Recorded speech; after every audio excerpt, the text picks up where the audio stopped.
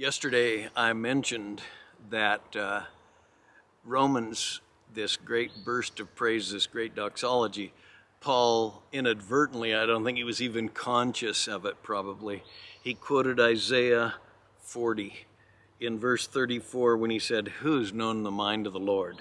or "Who became his counselor?" He's quoting Isaiah 40 verse 13. Who has directed the Spirit of the Lord, or as his counselor has informed him? And it only gets richer when you read it in context. So today I want to just remind us of the context around Isaiah 40:13. Who has directed the Spirit of the Lord, or as his counselor has informed him? And the answer just echoes back, nobody. But listen to the context.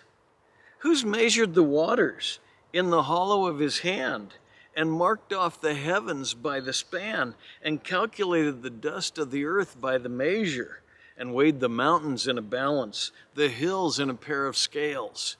Our God is great. He measures the universe by the span of his hand. He holds the oceans in the palm of his hand like a drop of water. He says, nobody gives him counsel. That's verse 13. And then verse 14. With whom did he consult? And who gave him understanding? And who taught him in the path of justice?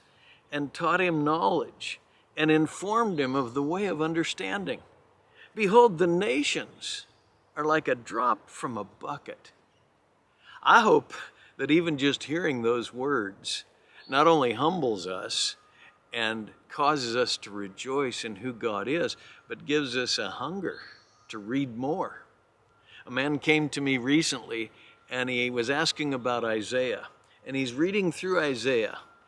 And I said, have you gotten to 40? And he hadn't gotten to 40 yet. And I said, when you get to Isaiah 40, just pause and enjoy it. Read it 10 times.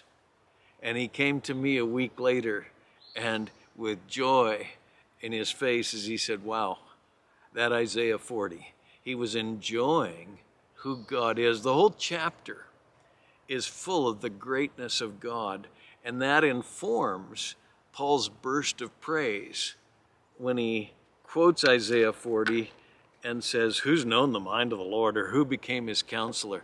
No, everything about him causes us to worship him and enjoy him forever.